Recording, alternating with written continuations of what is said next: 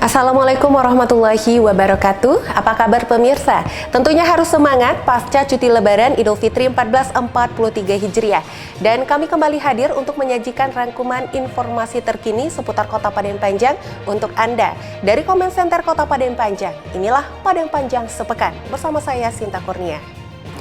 Ribuan masyarakat terpantau berkunjung ke Pasar Pusat Padang Panjang pada saat malam takbiran. Pada kesempatan yang sama, Wakofadli beserta rombongan juga menyempatkan diri untuk menyapa masyarakat yang sedang melakukan aktivitas di pasar tersebut.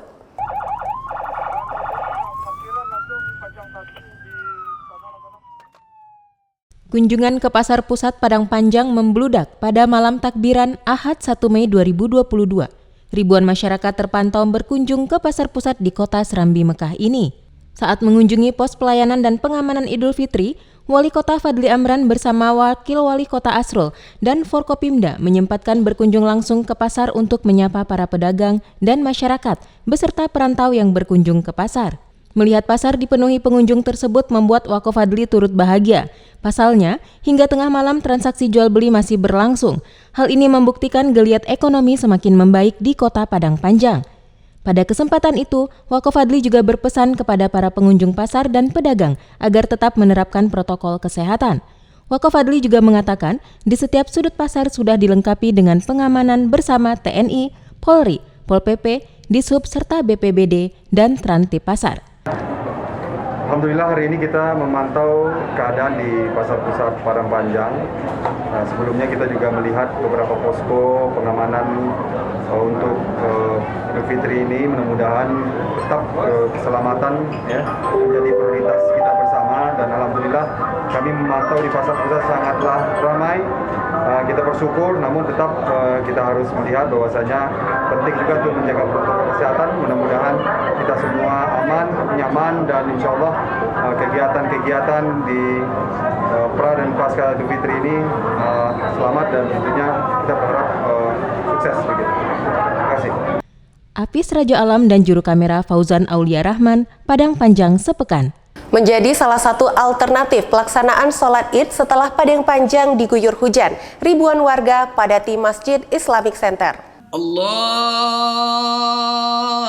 Akbar, Allahu Akbar, Allahu Akbar, La ilaha illallah, Wallahu Akbar, Allah. Mengucapkan minal aidin wal faizin, mohon maaf lahir batin kepada seluruh masyarakat Kota Padang Panjang, sekitarnya, dan juga para perantau yang balik. Mudah-mudahan silaturahim ini menjadi berkah bagi kita bersama, dan tentunya di hari raya ini mudah-mudahan kita semua diberkahi kembali ke fitri. Masjid Islamic Center menjadi salah satu alternatif pelaksanaan sholat Id setelah Padang Panjang diguyur hujan. Meskipun hujan, hari kemenangan bagi umat Islam tahun ini tetap menjadi sesuatu yang spesial. Kebahagiaan dan keharuan begitu terasa lantaran sholat Id kembali digelar setelah 2 tahun sempat terhenti akibat pandemi COVID-19.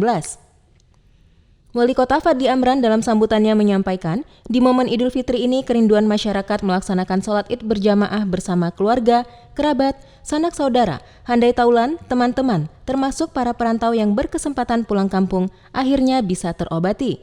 Sebagai bentuk dari rasa syukur, Wakofadli mengimbau masyarakat agar tetap mematuhi kewajiban memakai masker selama berada di dalam ruangan, termasuk selama pelaksanaan sholat Idul Fitri, karena dengan kedisiplinan bersama, kita dapat segera memasuki masa endemi atau akhir dari wabah. Wakofadli turut menyampaikan sejumlah program pemerintah yang dijalankan saat ini. Ia juga mengajak untuk berzakat melalui Basnas. Selama beberapa tahun terakhir, Basnas Kota Padang Panjang telah mampu mengumpulkan dan menyalurkan zakat PNS dan masyarakat kepada orang-orang yang membutuhkan.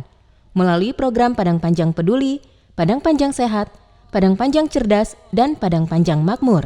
Wakofadli mengimbau semua untuk dapat mengoptimalkan penyaluran zakat melalui Basnas Kota Padang Panjang, sehingga dana zakat tersebut bisa lebih terkoordinir, lebih tepat sasaran, dan lebih merata, serta bisa membantu penanganan kemiskinan di Kota Padang Panjang.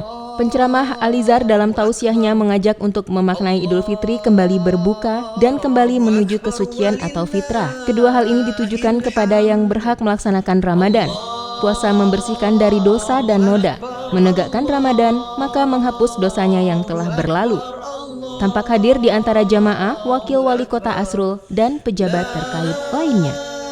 Bapak dan Ibu, kepada masyarakat Kota Padang Panjang, banyak sekali program-program Basnas Kota Padang Panjang yang sudah sangat luar biasa membantu masyarakat kita yang membutuhkan, sehingga sembari Bapak berada di Kota Padang Panjang, silakan untuk menyalurkan zakatnya melalui Basnas Kota Padang Panjang. Hari Suyata dan juru kamera Wulia Martayadi, Padang Panjang sepekan. Menyusul terjadinya hujan deras yang mengguyur Kota Padang Panjang, Wakil Wali Kota Asrul lakukan peninjauan ke sejumlah lokasi terdampak banjir.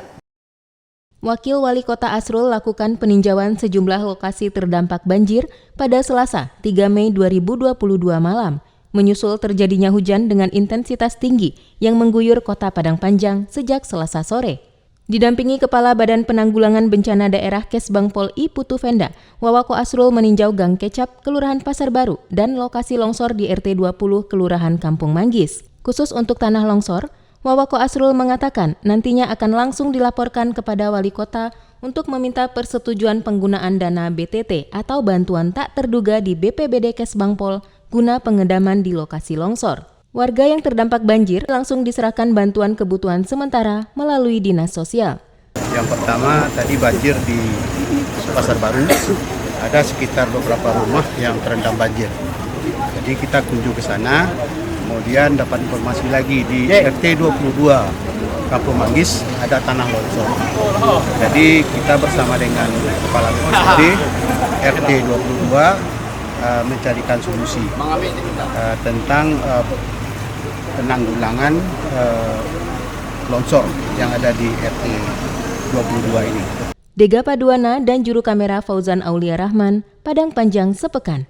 Halal bihalal bersamakan Larihnan Panjang, Wakuf Fadli Amran harapkan terjalin komunikasi yang baik dengan pemangku adat. Terjalinnya komunikasi dan silaturahmi yang baik dengan pemangku adat akan bisa mengeluarkan ide-ide yang baik guna kemajuan Kota Padang Panjang.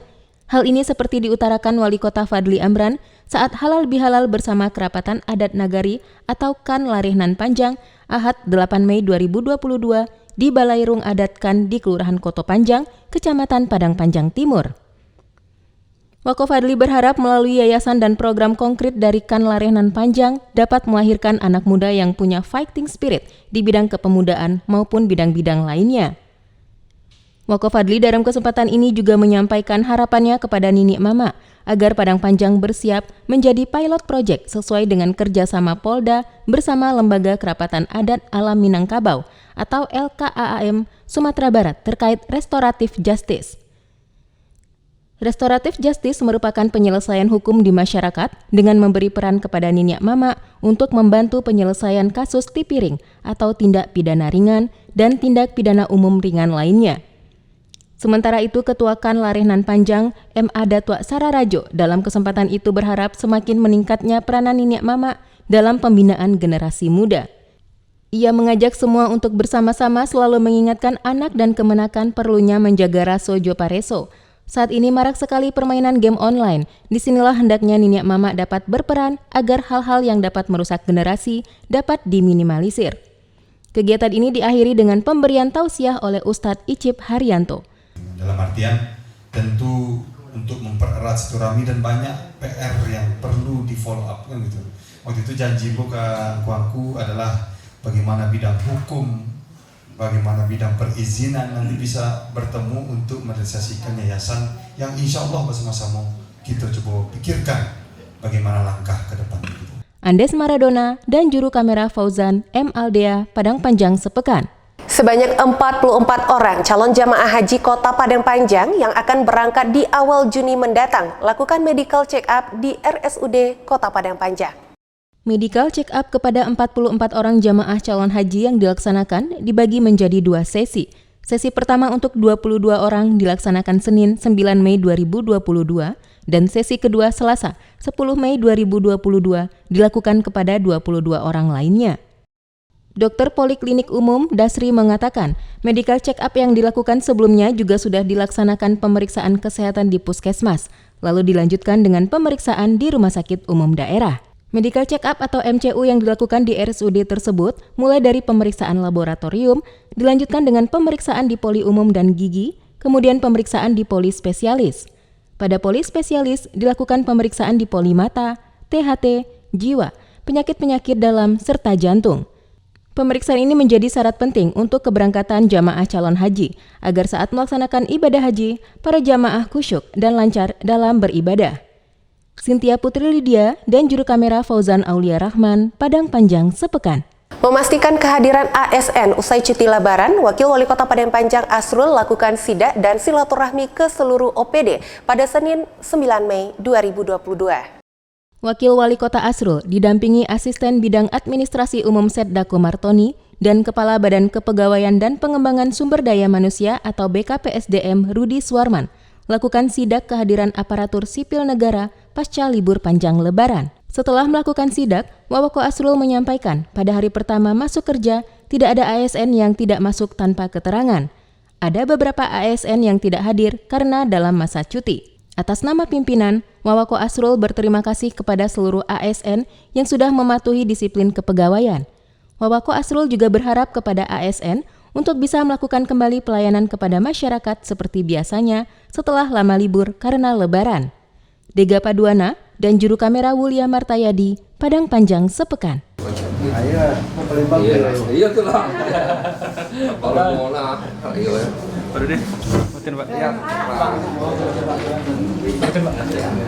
Pasca libur Lebaran, ASN Kota Padang Panjang mulai masuk kerja yang ditandai dengan apel perdana di halaman Balai Kota bagi pegawai Setdako dan di kantor masing-masing bagi OPD lainnya. Aidin wal faizin, mohon maaf lahir dan batin. Kita berdoa kepada Allah Subhanahu wa taala semoga segala amal ibadah yang kita lakukan selama Ramadan hendaknya dapat diterima, kemudian mendapatkan pahala. Pelaksanaan apel perdana di bulan Mei pasca libur Lebaran yang diselenggarakan khusus ASN Setdako di lapangan Balai Kota menandai dimulainya kegiatan kerja bagi para ASN. Apel pagi yang dipimpin Sekretaris Daerah Kota atau Sekdako Sony Budaya Putra tersebut diikuti staf ahli, asisten, kepala badan dan kepala bagian, serta seluruh ASN Setdako. Setdako Sony bersyukur pelaksanaan ibadah puasa di bulan Ramadan dan Hari Raya Idul Fitri berjalan baik, lancar dan aman. Menurutnya, hal itu tidak lepas berkat kesiapsiagaan para petugas seluruh jajaran, sehingga masyarakat dapat bersilaturahmi dengan keluarga secara langsung setelah hampir 2 tahun tidak ada mudik, namun tetap menerapkan protokol kesehatan. Pasca libur Lebaran, Sekdako Sony meminta ASN mampu langsung bekerja untuk menjalin kebersamaan serta komunikasi yang baik dan harmonis, sehingga semua pekerjaan dan persoalan dapat diselesaikan dengan musyawarah dan mufakat. Sekdako Sony juga menegaskan agar segera memberikan pelayanan secara langsung kepada masyarakat setelah libur 10 hari, dengan tetap menjaga kesehatan, lingkungan, dan tetap menerapkan prokes agar COVID-19 segera berakhir. Apis Rajo Alam dan juru kamera Hartono, Padang Panjang sepekan. Sukseskan bulan imunisasi anak nasional campak dan measles rubella yang akan dilaksanakan pada bulan Mei ini. Wako Fadli Amran berharap sekolah dapat bermitra dengan Dinas Kesehatan. Membuka sosialisasi bulan imunisasi anak nasional atau BIAN bagi anak sekolah di Auditorium Mifan Waterpark Selasa 10 Mei 2022, Wali Kota Fadli Amran mengharapkan sekolah-sekolah, khususnya SD dan SMP, menjadi mitra bagi Dinas Kesehatan dalam menjalankan BIAN, campak, dan measles rubella atau MR yang akan dilaksanakan bulan Mei ini. Wako Fadli mengimbau kepada semua yang hadir pada hari itu untuk dapat meningkatkan pengetahuan dan pemahaman terhadap penyakit campak, sehingga BIAN ini berjalan dengan lancar. Campak merupakan penyakit yang disebabkan virus yang sangat mudah menular melalui batuk dan bersin. MR juga merupakan penyakit akut dan ringan yang sering menginfeksi anak dan dewasa muda yang rentan. Pada tahun 2000, lebih dari 562.000 anak per tahun meninggal di seluruh dunia karena penyakit campak.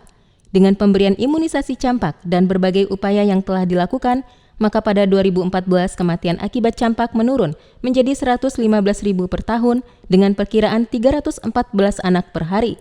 Pada kesempatan ini, Wakofadli juga mengimbau kepada semua stakeholder terkait dapat berkolaborasi dalam penurunan angka stunting pada anak-anak di Kota Padang Panjang. Ikut hadir Kepala Dinas Kesehatan Faizah, Kepala Dinas Pendidikan dan Kebudayaan Ali Tabrani, Ketua Ikatan Dokter Indonesia atau IDI Padang Panjang Rio Ahdaneli, Ketua Ikatan Dokter Anak Indonesia atau IDAI Yunira Yunirman, perwakilan Kejaksaan Negeri, dan undangan lainnya. Cynthia Putri Lydia dan juru kamera Hartono, Padang Panjang sepekan. Berdiri sejak tahun 2011, Bank Sampah Serunai yang terletak di Kelurahan Ekor Lubuk, Kecamatan Padang Panjang Timur, terus aktif dan semakin bergerak. Tahun 2014, Kantor Lingkungan Hidup Padang Panjang sebagai salah satu pembina Forum Kota Sehat membangunkan sarana prasarana bank sampah dan disepakati namanya menjadi Bank Sampah Sarunai. Sejak tahun 2016 ditetapkan sebagai Bank Sampah Induk Kota Padang Panjang. Hingga saat ini aktivitas bank sampah masih berjalan baik. Bahkan operasionalnya sudah memiliki jadwal tetap, yaitu setiap Sabtu pukul 8 hingga pukul 14 waktu Indonesia Barat. Operasional ini merupakan transaksi menabung dari nasabah. Ada yang diantar langsung ke bank sampah dan ada yang dijemput dengan becak motor bank sampah. Haryanto menyebutkan jika dirata-ratakan hampir 85% sampah tabungan nasabah berupa sampah plastik. Sampah ini akan diolah menjadi anaerob filter untuk IPAL komunal atas bimbingan dan arahan dari Posyantek Maruna, Kecamatan Padang Panjang Timur, dan merupakan TTG yang sudah diterapkan di Padang Panjang untuk pengolahan air limbah di IPAL komunal. Sedangkan sampah kertas dan kaleng atau besi dijual kepada bank sampah lain yang membuat kerajinan. Jika sudah tidak bisa diolah lagi, baru dijual kepada pengepul. Hingga sekarang jumlah nasabah Bank Sampah Sarunai yang terdaftar dan masih aktif sebanyak 573 orang. Ada juga sekolah yang telah melakukan MOU dengan Sarunai, diantaranya SMP Negeri 3 dan beberapa sekolah adiwiyata lainnya di Kota Padang Panjang. Sementara itu pengurus Bank Sampah Sarunai berjumlah 8 orang, terdiri dari direktur, sekretaris, bendahara, teller, bagian pencatatan, bagian penimbangan, bagian pengembangan, dan operator becak motor. Yuli Guslinda dan juru kamera Wulia Martayadi, Padang Panjang sepekan. TPA bukan satu-satunya solusi untuk menyelesaikan masalah sampah. Hal tersebut diutarakan oleh Wali Kota Padang Panjang Fadli Amran saat melakukan pertemuan dengan dinas terkait yang dihadiri juga oleh Ketua Asosiasi Bank Sampah Indonesia, Wildayanti. Dalam pertemuan dengan Ketua Asosiasi Bank Sampah Indonesia atau ASOPSI yang diselenggarakan Rabu, 11 Mei 2022, Wakofadli mengatakan sosialisasi penting untuk mengubah habit atau kebiasaan serta kedisiplinan masyarakat dalam mengelola sampah. Untuk hal ini perlu strategi dari segi edukasi, sosialisasi, dan konsistensi. Pernyataan Wakofadli ini merupakan bentuk dukungannya yang sependapat dengan paparan dari Ketua ASOPSI Wildayanti yang menyatakan edukasi merupakan investasi terbesar dalam pengelolaan sampah.